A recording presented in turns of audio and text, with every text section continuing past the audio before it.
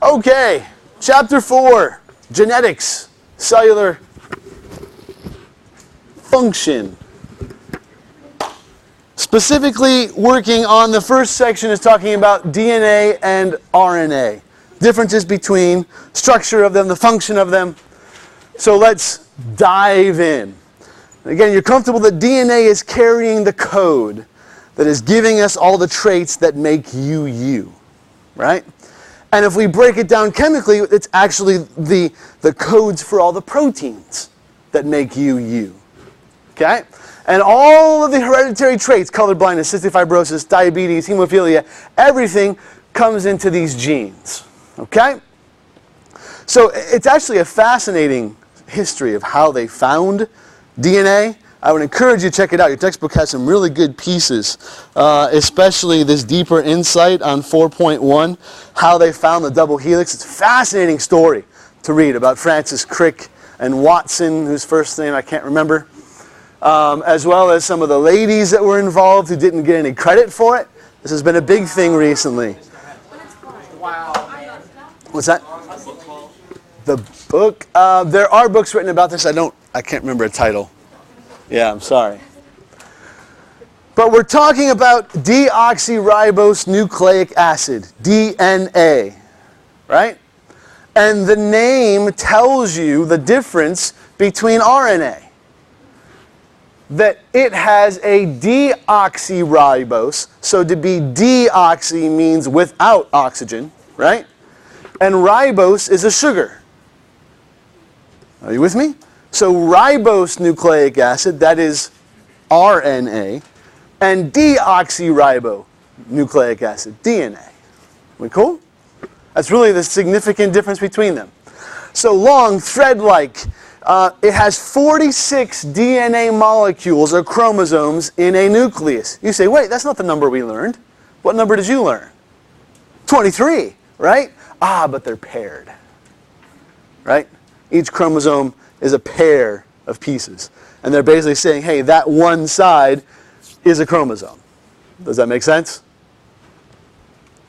The average DNA human molecule is about 2 inches long. One molecule. Like you want the whole code, pull it out, it's 2 inches. Which that flabbergasts me. Like what, really? 2 inches? That is a humongous thing on a molecule scale, right? I think your textbook talked about telephone poles, right? Right? That if you were to make a DNA the size of a telephone pole, then the actual telephone pole would be like 4,000 miles up into space. I mean, just enormous on a molecular scale. Why? Because it has to have so much information in it, right? And we'll talk about how it coils and moves to actually fit into this little tiny space. A question, Marlon, or no? We got it. All right, all right. So there are 3 big pieces in a DNA structure. One single nucleotide, one piece of DNA. You've got the sugar, you've got a phosphate group, and you have one of the nitrogen bases. A nitrogenous base, it means it's nitrogen-based. You've got the purines, which are double rings of carbon, so that's adenine and guanine, and then the pyramides, which are the cytosine, thymine, and uracil. Now, uracil, remember, that's only for RNA. We'll talk more about this, okay? But A, G, C, T, these are the guys that are always in DNA. A, T, C, G. Those are your DNA base pairs. So here's a picture to show you. Standard DNA nucleotide. Here's the phosphate, right? Phosphorus as the inside of there. Oxygen and hydrogens. Here's our deoxyribose, a carbon, right?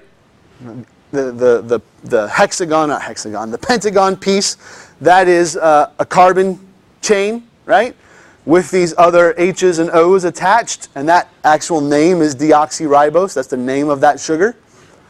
And then here is the base pair, right? The nitrogen base. See, nitrogen, nitrogen, nitrogen, nitrogen, nitrogen. That's the base that attaches on there. Here are the other 4 base pairs. So here is the adenine and guanine. Again, those have 2 rings, right? They call those the purines. And then here are the single rings the pyrimidines. Pyrimidines, I think I pronounced that wrong before. Cytosine, thymine, uracil. And again, uracil is for RNA, so we're ignoring it really for now. The 4 pieces of DNA. You do. You do. Yep, definitely. Yep. Be comfortable with those informations. That's on your study guide. And you've heard DNA, you've seen these famous pictures of what it looks like a spiral staircase, right? That's winding its way around itself. And the actual sides of the staircase, the backbone, that's the phosphate and the deoxyribose. And they just alternate. Phosphate, sugar, phosphate, sugar, phosphate, sugar, phosphate, sugar. Then that makes each of the sides of the DNA. And the actual stairs, those are the bases that are paired together. Right? And the bases in DNA always pair A and T together and C and G together. Okay? So, you will definitely want to know that. Because that forms the whole basis of our code. This law of complementary base pairing is saying, if I have a T on one side, what is going to be on the other side? It's got to be an A. There's nothing else that can go with it. If I have a C on one side, what's going to be on the other side? Always a G. Back and forth, back and forth. Yes, sir? I do need to get that. I realized I did not have that from you all. I'll call for it once everybody gets here. But yes, I do want to give you all some points for that. So here's our DNA structure picture-wise. And then here's it broken down a little bit more model-wise. So again, phosphate are the yellow, sugar is the green. And then here are our bases that are bonded with hydrogen bonds. That's what's holding these bases together, are these very weak hydrogen bonds. Are you with me, my friends? Okay? So being comfortable with those pairs. And literally, you are just, the code to make a protein is the order in which these bases fall. Right? It's a recipe. It's a code. So again, genes are the specific instructions for one protein. That's what a gene is. This gene is coding for this specific protein. And you and I have about 20,000 genes in our DNA. But that's only about 2% of the total DNA. You may say, well, wait, what's the other 98%? In the past, they used to call it just junk DNA, which makes me laugh. Like they didn't think it had any real purpose. But now we know, no, that all of it does serve a purpose. It tells things when to start and stop. It actually plays a role in the structure of those chromosomes so that it can actually move different places. It can open, it can close. It regulates the gene activity. There's a lot of pieces that are involved rather than just the simple code. For example, a teacher, you may say, is the most important part of a school. Well, okay, aside from the students, right? But I couldn't do my job here to give you information if I didn't have somebody taking care of the building, if I didn't have somebody actually collecting tuition, if I didn't have somebody who was actually making you lunch every day. Does that make sense? So while the code is important, you have to have all the other pieces to make it work. We're cool so far? Let's talk about chromatin and chromosomes. I thought this was one of the more fascinating diagrams that was in your textbook here. This is over on page 115 if you want to check it out. I just thought this was very interesting. Because again, we said 2 inches, 2 inches, right? 2 inches long, one molecule. So how do we take that one molecule and make it actually fit into a little chromosome? That the chromosome itself is only 700 nanometers. So my physics folks, remind me. Nanometers, do you remember? Is a meter cut into how many pieces? 1,000. More than a million. It's a billion. Take it and cut it into 1 billion pieces, and 700 of those is how big this is. Tiny, right? Very, very small. But we start with that DNA double helix, and then it's wrapped around these little guys called histones. And you can see that there. They call those things nucleosomes when the DNA wraps around it. It makes these they're little disc-shaped proteins, these histones. And it's just wrapping it around. Think about like a hose, right? That kind of wraps around that center spot. So it wraps around there and then keeps going. And then it wraps around another one and wraps around another one. Well, we take those guys, those nucleosomes, and then we alternate them back and forth, back and forth, back and forth, right? In order so that we have one going one way, one going to another. So it kind of makes a zigzag, right? So we can kind of fold it almost like accordion-like. Yes, to make what we call a nucleosome. And the nucleosomes, they kind of alternate left and right, left and right. Have you all ever watched Mr. Kaler wrap a cord? He has a very specific way of doing it. That he goes one direction, and then he goes another direction, and then he goes another direction. Why does he do that? So that when he pulls on it, it just easily comes right apart. If you just wrap it around over and over and over again, it gets tangled very easy. This is the exact same piece. It's just wrapping this in a very specific way so that it can access it without bunching it up or breaking it. Okay? So again, those nucleosomes alternate sides. Then the long strands of nucleosomes, they make into folds and loops, right? And then those folds and loops make longer loops, and those loops make, it just keeps going, right? Until you can take this humongous 2-inch something and smash it down to something that's 700 nanometers wide. Which is, again, that just amazes me. Because you have that much information in one small space. Are you with me? This is just in words what that diagram there just was talking about. The different pieces. Our nucleosome that has the core particle, right? That's the actual histone with DNA around it. And the linker DNA connects those histones together.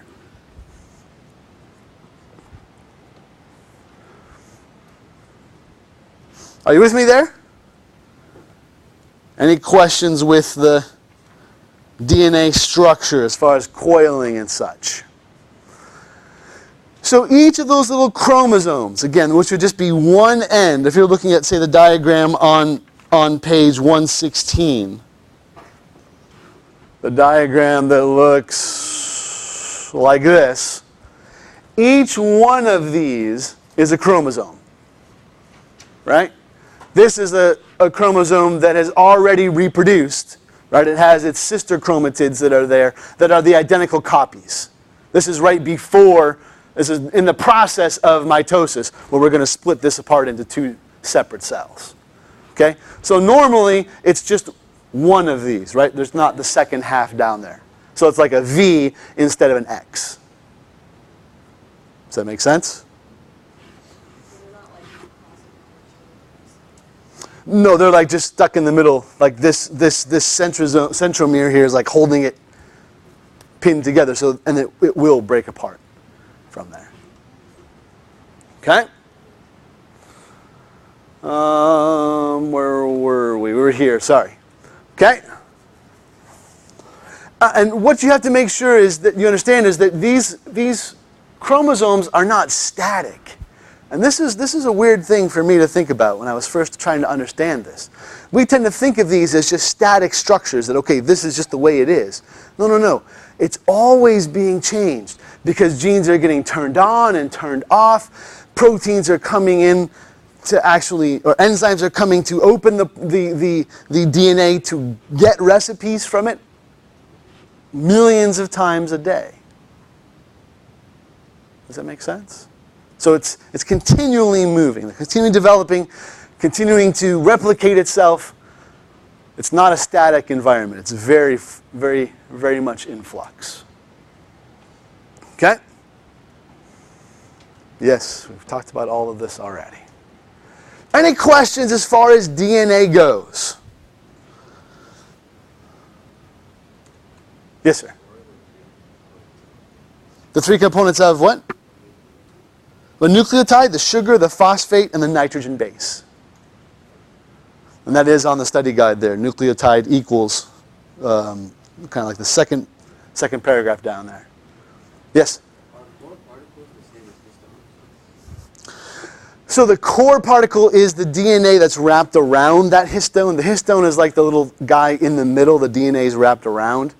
And then the links between those two had a different name that I'm not remembering off the top of my head. What do they call it? The linking DNA, yes. Yes, ma'am. Sorry, I'll go to you next time. Okay. That's okay. So then in the RNA,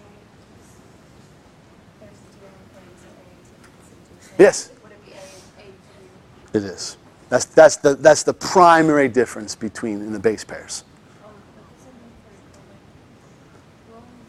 this is In other words, when we say static, we're thinking of something that doesn't change. Like that is always the same. It's a painting that you've put up on the wall and it never changes. Where in actuality, it's like a web page that's always being redesigned, always being manipulated, always being moved. There's always things changing. Yes, ma'am. So when they're together, it's a chromosome. When they're separate, it's a chromosome. Right. The chromosome, the naming behind that is not the easiest piece. The chromatin is the coiled DNA and proteins. The chromosome is the long piece together. So the chromosome is made up of the chromatid. Okay. Like we're calling the whole structure here, this whole structure, give me 1 second, this whole structure, the chromosome. But each individual, all the little piece here that makes it up, that's the chromatid. It's kind of stupid because they really mean the same thing. But those are the names they use. All right, we'll give you a break.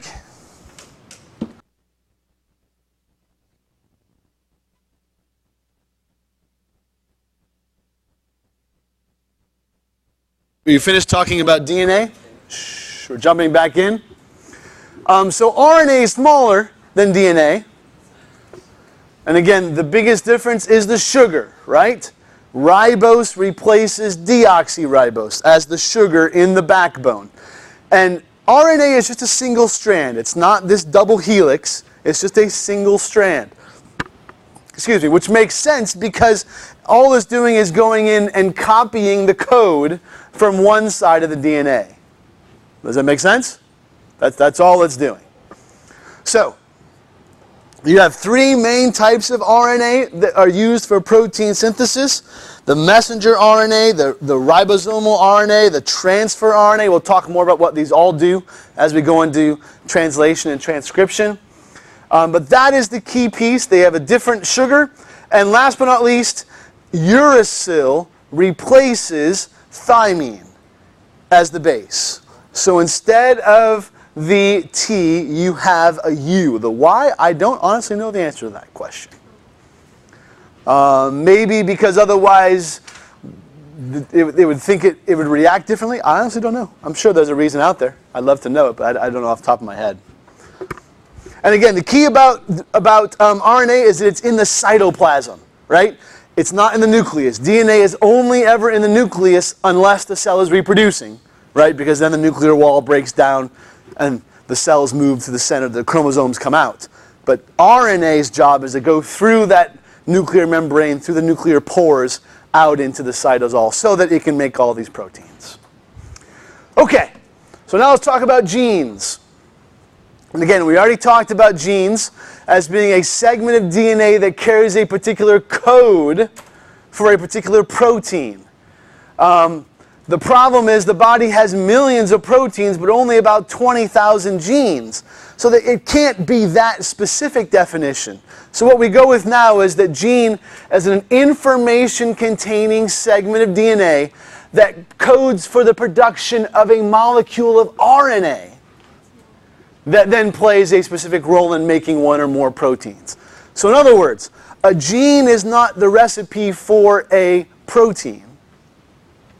A gene is actually the code to make a molecule of RNA.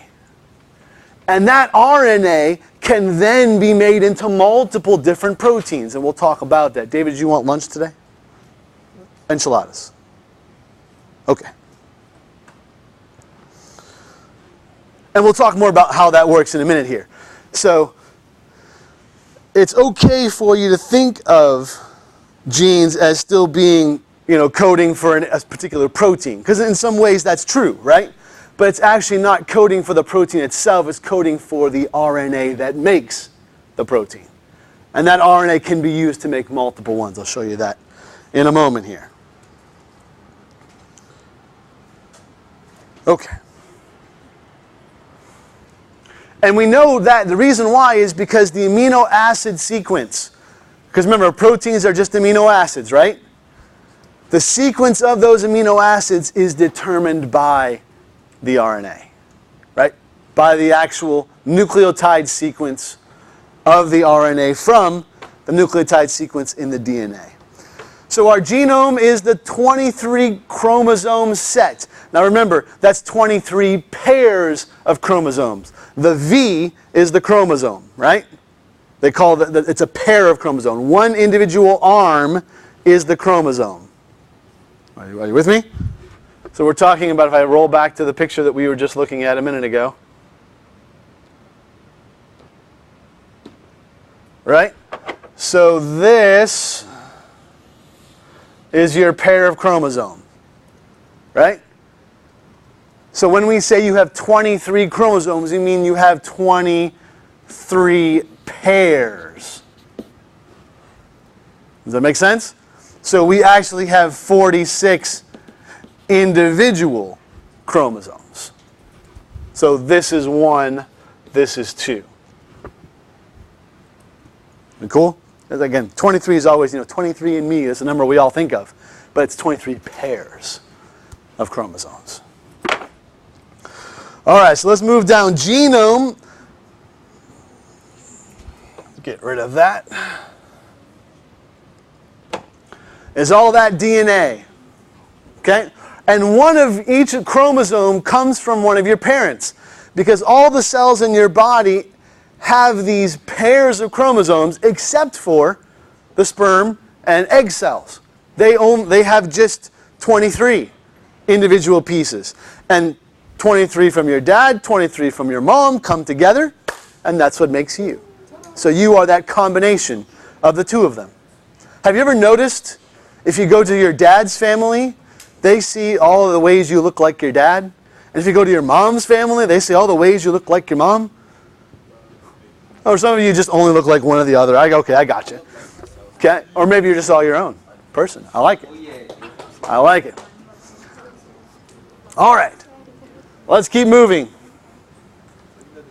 So, are you comfortable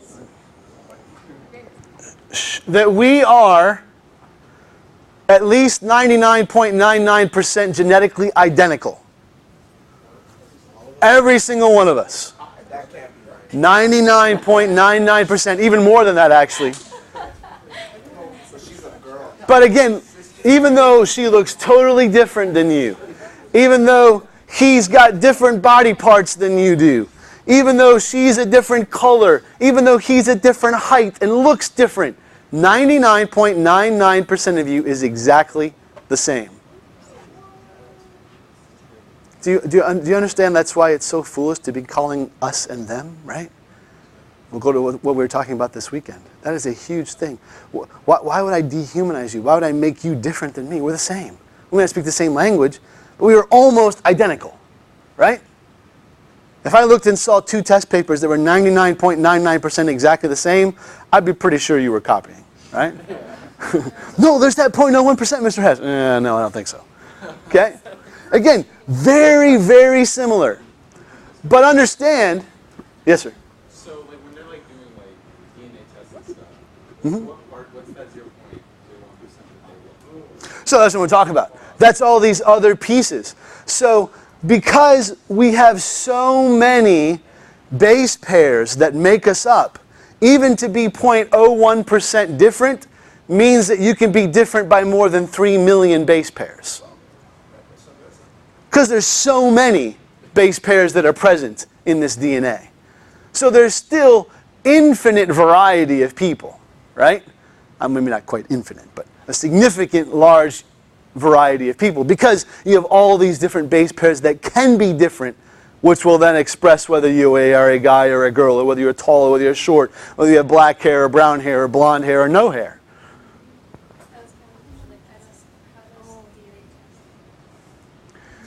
So DNA testing is, so if you're talking about for paternity, for example, to say whether you are the same, whether this is your father or not, they're comparing those two, looking for very specific markers to say you are them. Because you should have half of your dad's chromosomes put into yours, and they'll compare. Oh, certainly, yes, even way less than that. They're looking for even more tighter than that. Because, I mean, you and I have 99.99% of our DNA the same, but I am not your father, right? So, yeah. Sir? So in cloning, they replicate with 100%? Yes. Yeah. Yep. Sir? Is it possible to have There can be problems like that. We'll talk about a little bit in the genetics section. Let's talk about some of the difficulties, but yes.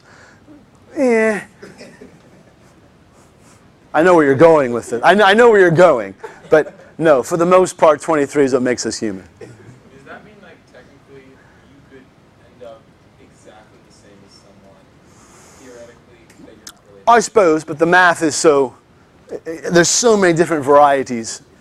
I mean, even identical twins who have exact DNA, right, turn out differently. So, yeah, mathematically, sure.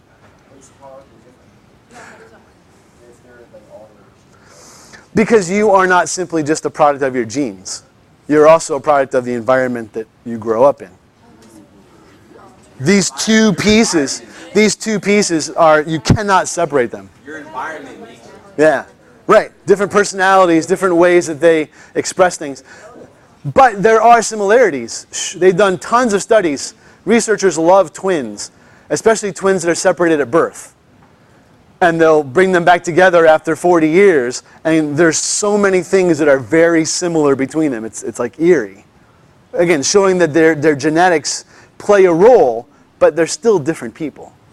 You know? So if someone has the same genetic code as someone, but like they're not twins, Mm-hmm.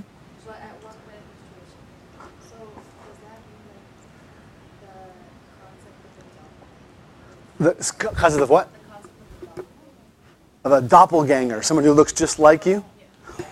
Again, I guess theoretically, but again, the math behind that, the chances are it actually being produced at the same time you're alive, and then, same time, like at one point. I suppose.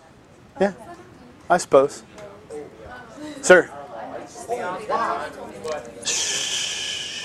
reason why uracil replaces thymine Yes. in RNA is because the basic answer is Yes. it makes it easier for DNA to replicate itself and to detect errors. Okay. Uracil requires less energy to produce like thymine. Okay. But in DNA, it's thymine instead of uracil because cytosine degrades into uracil. Okay. So it's almost like a leftover piece that was just easier to use as an RNA rather than using DNA. It's good. Thanks for finding that. I appreciate it. Okay. Good. Are you comfortable that there are portions of your genes that if those are messed up, right, if there's a mutation there, can lead to a disease? Okay? Probably your classic one that folks think of as Down syndrome, where there's a problem with a specific chromosome that produces this disease. And right now we know of about 1,400 of those diseases that are specific to a specific gene. And there's this whole piece of medicine, this genomic medicine that, okay, well, what if I went in and fixed that? Like, what if I took that error and I rewrote it the way it was supposed to be? Right? We can. Basically, you can, and I'm using terms that sound funny, but you just go in and you snip that DNA off and you put a new piece on there. It really is not that difficult. CRISPR, you all have heard this? That is the technique by which they do that. Is that going into like method that was like, do they go into like the egg or the sperm to do that, or is it? So again, right now, we don't, I think there's only maybe 1 or 2 of these genetic type diseases that they are starting to try this on. And this would obviously be after the person is already born. We're not looking at this at an egg and sperm level yet. But could there be a way that if I knew my family has a history of this, let's say Down syndrome still, could I go in and edit this gene? Sure, potentially. Oh no, not yet. But maybe theoretically in the future, since we know exactly what causes the problem. We do know. But yeah, I guess that's a way of saying it. Maybe we haven't actually tried it out yet, or I would imagine there are studies being done that are showing how we could do that on the specific type of something. Are some genetic-related diseases more common than others? Yeah, oh, certainly. Why? I guess in the copying piece or in the mutation piece, it's just an area that's more prone for that to happen. I don't know the good answer for that one, though. It's a good question. Yes? So could you change a girl into a boy? Right, so the moral road you can go down is if we can alter things in the gene to prevent disease, why can't I alter it so that I get the very tall, red-headed, blue-eyed boy that I wanted? Does that make sense? Why I don't want some short, black-haired, brown-eyed girl. No, I don't want that. Does that make sense? I'm not trying to call you out. Does that make sense? You could do that, and that's, people have difficulty with that. Oh, sure, that's not too difficult at all. Yeah. Again, not that there's anything wrong with that. Please don't. I was just trying to pick the opposite. Wow, I forgot my question. Oh, good. Sorry. Oh yeah. Cancer cells, because they're just mutations. Potentially. Again, if you're talking about something that's caused from genetics, yes. Cancer also comes from a wide range of other things than just genetics. But yeah. Okay, so for like going back to IUDs going and like change the like fix the mutation or whatever. Yep. That has to happen like right after they're born. It wouldn't necessarily have to happen right afterwards. Like when they grow up. Right, because some of these diseases don't express themselves till later. Let's take breast cancer, for example, does have a genetic component to it. Usually you don't have infants or toddlers or even kids who have breast cancer. Usually it's later that that's expressed. Okay, this genetic code is very interesting. Those of you who like solving puzzles, I mean, this is what it is. It's a code. It's like, NSA code. That's what these guys are. Your textbook goes through this whole process of showing you how the minimum for you to get 20 distinct codes is you need 3 nucleotides per amino acid. Remember, there's only 20 amino acids, so like 20 letters that make up the proteins, right? And if I only have 2 nucleotides, I'd only get a maximum of 16. So therefore, I need 3 nucleotides per amino acid in order to actually get a code with 20 separate, distinct codes. Does that make sense? So we call these base triplets. Okay? It's a sequence of 3 DNA nucleotides that stand for 1 amino acid. And in the mRNA, we call that a codon. That's the 3 base sequence in an mRNA. So a base triplet in the DNA and the codon in the mRNA. Does that make sense? Yes, sir. There's 64 possible combinations of these 4 nucleotides, right? Because remember, we've got CTAG, right? And we've got a set of 3 that come together. So if you do the math on that, you get 64 possible combinations of these 4 letters, okay? But we only have 20 amino acids. So what do all the other ones do? Well, some of them are what we call stop codons that tell the protein, hey, hey, or the ribosome, hey, stop, we're done. This protein's done. There's others that are start codons that say, hey, no, begin. This is where this protein actually begins. Does that make sense? So there's instructions that are included with these different codons.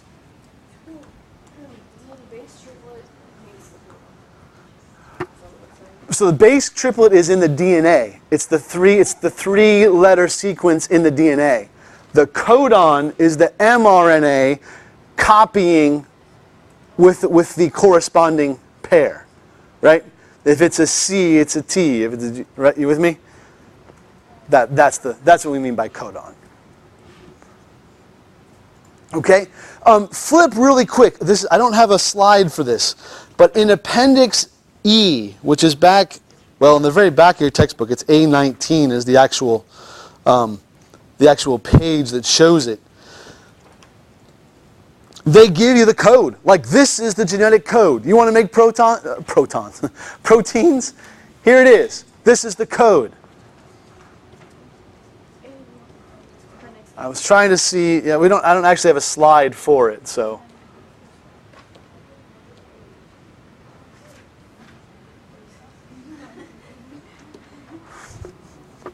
So, if in the first position I have an A, in the second position I have a G, in the third position I have an A, that's the amino acid with the abbreviation of ARG, A-R-G, right? If I have G in the first position and C in the second position and A in the first, that is the amino acid alanine, ALA. And it simply is a straightforward code. That's all it is. And we'll talk more about this as we get into transcription and translation. All right, so protein synthesis. Let's talk about how we make these. So, every cell in your entire body has the same DNA for all the proteins. There's a couple of exceptions, but for the most part, every cell can make any protein. But do we want your eyes to produce the proteins that make stomach acid? This would be a slight issue, right? As it eats your eye, this would be a problem, right? So only specific genes are turned on for each individual cell. Does that make sense? Sometimes only a third of them. Like, most of it's just kept in storage, but the rest are turned on. Okay? And maybe they come on in other times if you're starving or if you're in danger, but genes can be turned on and off. That's the key. And when a gene is activated, the messenger RNA is created. Okay? And again, it's complementary to the gene. So it's going to take whatever the code was, that base triplet on the DNA, and it's going to set a code that is opposite of that. Right?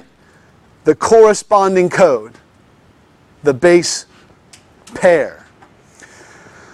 And we're going to take that with the DNA, and the mRNA makes the protein. So the DNA gives the instructions. The mRNA takes those instructions out, and then from those instructions we make the protein. Does that make sense? Sir? So, like, genes have names? They do. They mostly is named by the chromosome. But again, each chromosome can have multiple different genes, so yes, there are actual names. No, you will not. You will not. Yes? The mRNA takes it out of Mm-hmm. Yes. Yeah, because remember, the DNA cannot leave the nucleus. It's inside there. So the mRNA is what takes that actual recipe, that code, out to the ribosome. Okay? So transcription is the DNA codes the mRNA, and then in translation, the mRNA codes for the protein. So that's why I've got those little arrows, right? DNA makes the mRNA, mRNA makes the protein. So, let's go into details about transcription. Transcription is the copying of the genetic instructions from the DNA to the mRNA. So RNA polymerase, this is an enzyme that binds to the DNA and makes or assembles this mRNA. Remember, enzymes make things go, right? Make it easier for this to happen. So it has a certain base sequence. So if you have a sequence in DNA that's thiamine, adenine, thiamine, adenine, thiamine, TA, TA, TA, that is telling, it's a signal to say, hey, look, here's a protein recipe that's about to begin. Are you with me? And so the RNA polymerase would start there, right? It would open up the double helix. So literally just like unwind a little piece of it so that it can get to the individual bases, right? And start making an RNA. Wherever it finds a C on the DNA, it adds a G to the mRNA. Where it finds a G, it puts a C. Where it finds a T, it puts an A. Notice nothing different. But where it finds an A, instead of putting a T, it puts a U. Make sense? It's simply copying the corresponding base pair for that DNA base. Yes? There are two strands, yes. So you could be making the same protein simultaneously, but it'd be two different molecules of mRNA polymerase. Wait, isn't there like something that goes like before the polymerase to split it? Yes. Mm-hmm. Yes. Yep. And there's actually then also pieces that come around and check after that to make sure they actually did it right. That was 2 years ago. The Nobel Prize for that was that they found those actual pieces. Yeah. Sir.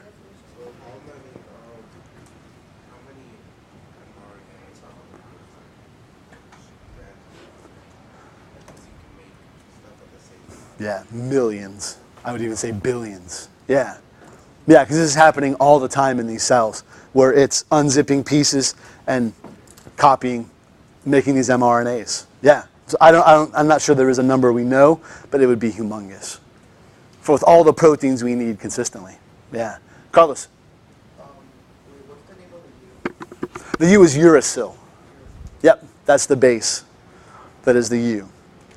Okay, so the polymerase unwinds it and starts to assemble this mRNA. And then it rewinds it, like it actually puts it back together again, right? Because we're not trying to damage the DNA. We'll put it back. We've gotten the recipe now. Let's close it off. And there's going to be a terminator, not like Arnold the Terminator, no. But it's this base sequence that's saying, hey, stop, you're done.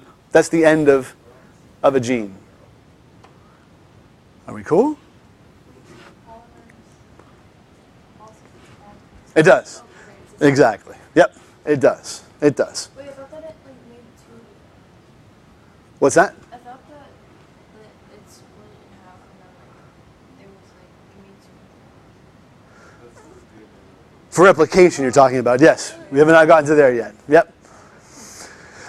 So that mRNA is actually immature. It's not ready to go outside of the nucleus yet because it has these two pieces called exons and introns. Okay? The exons are the things that are going to go outside the nucleus, exporting, like taking outside. The introns are going to stay in. Okay? And the introns, we have to remove them after the translation. Okay? They help to control the protein synthesis pieces, but this is where we get what we call alternative splicing, that I can take a bunch of these introns and put them together to make different proteins. So let me show you what I mean. This is a great picture in your textbook. Where is this at? On page 119. That is showing you, okay, so here's my transcription result, right? I have gone through and I have created this mRNA. Are we cool?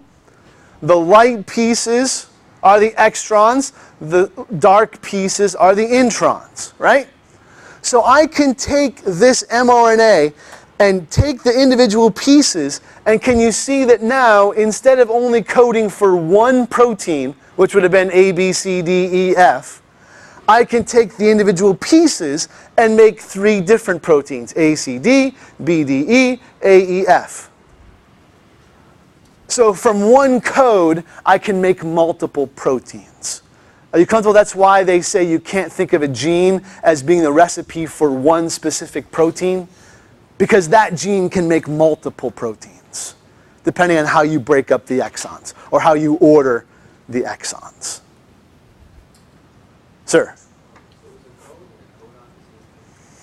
A codon is meaning the actual the sequence of 3 bases on an RNA, on a messenger RNA. That's what a codon is. C-O-D-O-N. Yeah. It is a part of a code. C-O-D-E. Yes, I would agree with that. But it's just like one little sequence of it. Sir?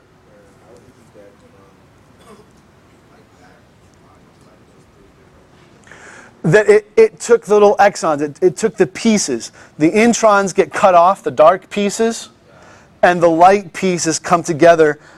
They're spliced, they call them, splicing them together to make the actual RNA that's going to go outside the cell. So it could make those 3, it could make all of them from that? Yeah. Now, I realize there's some that double out, like there's 2 Ds here, right, and 2 As. So you'd have to have multiple copies of this. But the point is that this one code that gave you A, B, C, D, E, F, we could break it down into multiple proteins. That one sequence can give you multiple proteins.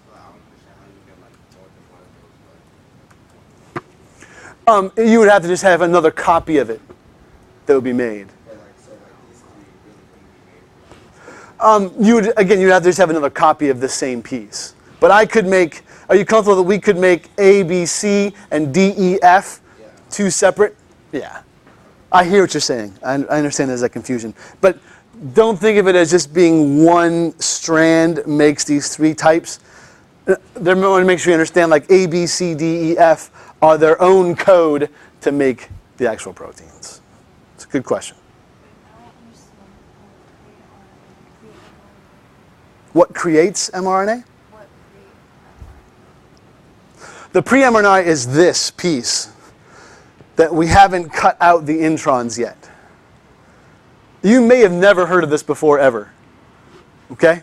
Well, usually they just stop at, hey, you've made this mRNA and we're taking it out. Right?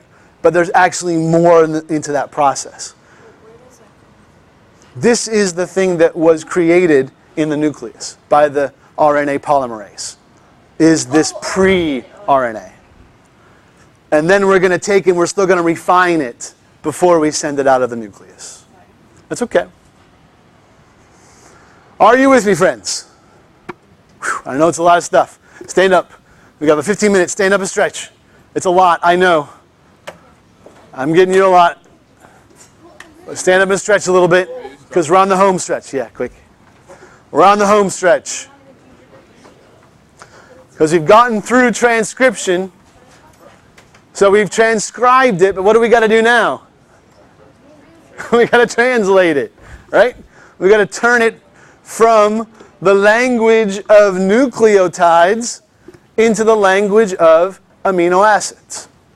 We want to take it from being a nucleic acid to being a protein. Are we cool? And you can sit down as you're ready, but I just want to make sure you're stretched and you're awake. Going back to what you just said, so the introns and the exons are the created mRNA. Right. That's the pre-mRNA. The before you've copied the sequence from the DNA, right? That is our pre-mRNA. And then we're going to fiddle with it. We're going to splice it, take out some things, add in other pieces, and that's going to be our finished mRNA that goes out of the nucleus. So there's indicators that tell whether it's intron. Exactly. Yep. Yep. Okay. So 3 main things that participate in this translation. Number 1, we've already talked about it, the mRNA, right? It's going to carry that code from the DNA out to the ribosome. Number 2 piece is the transfer RNA. First time we've talked about the tRNA. The transfer RNAs, they are transferring amino acids to the ribosome. They're taking it just from the cytosol where it's just hanging out, the cytoplasm there and bringing it to the ribosome. We'll talk much more about that. Because each transfer RNA contains what we call an anticodon. Remember the codon was on the mRNA? The tRNA has an anticodon.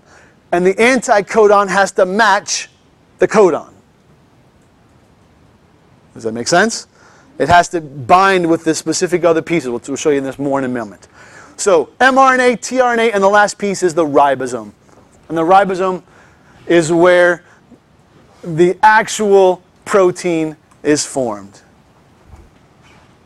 Okay? And you find those floating free in the cytosol. We find them attached to the rough endoplasmic reticulum. There's also some of those ribosomes that are literally right on the outside of the nucleus there. And that's where we actually assemble this protein. Ready to begin the process? So, the mRNA, on the very end of it, it has this little cap, this little beginning spot that we call the leader sequence. And what this is doing is basically guiding the mRNA to the ribosome, okay, and telling the ribosome where to attach. It also labels it that, hey, this is this specific protein we're making here, okay? So the ribosome pulls the mRNA through it like a ribbon, reading the bases. So have you ever, maybe some of you have taken a ribbon and curled it, where you kind of pull it on a pair of scissors, and then you let go and it's all twisty and turny? I know you guys are way into crafts, so I know you get this. But that's when I think of this, that's what I think. Or think about flossing your teeth, right? That I'm taking that floss and I'm pulling it through that little groove in between my teeth, right? That's what the ribosome is doing with this mRNA. It's sliding it through and reading each of these bases as it goes through. And that start codon is AUG. An A, a U, and a G. That says, hey, begin right here. This is the start of this protein. Does that make sense? So, now the transfer RNA, it has this funky kind of L shape to it, right? On one end, it has the amino acid end. So this code here bonds to an amino acid, right? Because remember, each amino acid, like we found in Appendix E, has a specific code that it goes to, right? The bottom end here, the anticodon, attaches to the mRNA, the codon. Does that make sense? And its sequence down there is the corresponding pair, right? So, let's go back to that. Sorry that I don't have an easier way of doing this. The U is going to bond to a what on the mRNA? What does U go to? AU, right? And what's the A going to bond to? A T, right? So, for this specific transfer RNA, the codon would have to be AAT in order for this guy to bond to it. Does that make sense? How is the anticodon, how is it attracted to the right codon? How is it? It's basically because the A's only go with the U's, the T's only go with the A's, the C's only go, they won't bond otherwise. Is there trial and error? They come and then they're like, oh, this isn't the right, and then we... So yeah, I would say there are all of these that are all around it, and based upon the sequence of that mRNA, yeah, it's going to fit this one here, this one here, this one there, yeah. Why would the sequence of this anticodon be AAG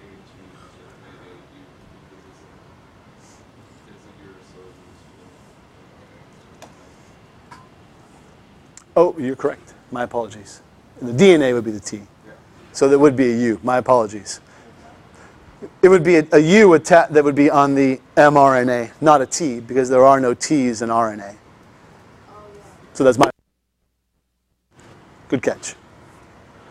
Okay.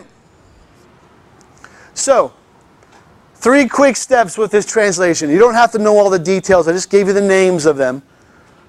We're starting this sequence, right? With that leader sequence telling the ribosome, hey, let's begin. This is where we're beginning this process. Okay? We next have elongation, where those transfer RNAs are bringing a specific amino acid. That amino acid is held in place until the second transfer RNA comes.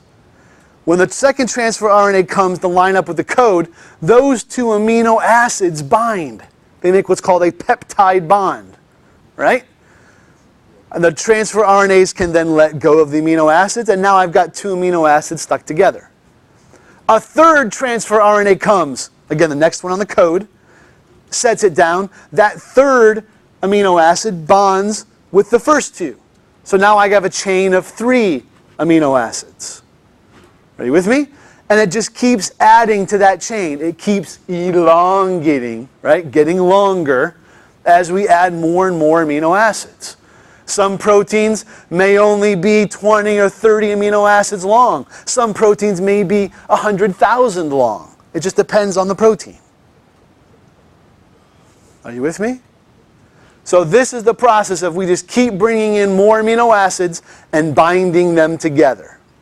And you can see that a bit. This is on page 121. They kind of walk you through that process a bit. And the last bit is termination. Termination is when it reaches the stop codon that says, hey, we're done. This is the end of this protein. Stop putting amino acids together. It knows it's finished. Sir? It is. The kind of blob there. 1 second, excuse me.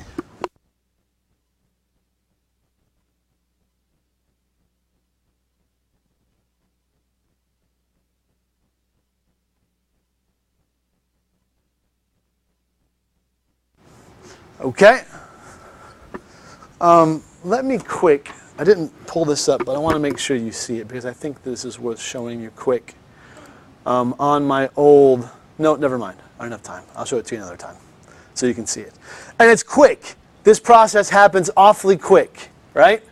That cells can produce over 100,000 protein molecules per second. Which again makes sense because we need so many different types of proteins and we need them for so many different things. This has to be a rapid piece. Yeah. Because again, you've got all these different ribosomes. Remember, one cell has got thousands of ribosomes that are present there. Okay? So here's a picture where you can see the little green guy is a little protein. This is actually an actual electron microscope scanning here. Okay? The little blue guys are the ribosomes. The little red line is the mRNA. So you see all these different ribosomes that are working on this one strand of mRNA to produce all the same proteins. Does that make sense? We were discussing one of those proteins, one of those ribosomes working, but it's happening in this huge chain, like a factory, producing these guys. Here's that diagram you were looking at. Again, notice, here's transfer RNA that has come. This guy was already here, right? He had already brought his. So that was this first one that's bound to this guy. This is a third one coming, and these two will bind together. And so I keep forming my chain. And it gets longer and longer. Here's that chain right here, rolling around as it's going. You see it starts off very small, keeps getting growing. The protein keeps elongating until it's finally done and sends it off.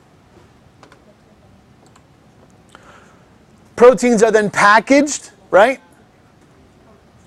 Well, okay, before we do that, here's, so you can see the review, and I thought this was a very good slide. So here's the DNA, right? If I look at one specific segment of that DNA, here is the base triplet, right? This is 1, 2, 3, 4, 5, 6, 7 base triplets. Okay? The mRNA codes for the opposite. So where there's a T, that we put an A. Where there's an A, we put a U. Where there's a C, we put a G. Right?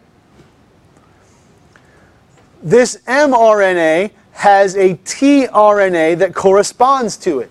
Where there's an A, there's a U. Where there's a U, there's an A. Where there's a G, there's a C. Right? So these attract.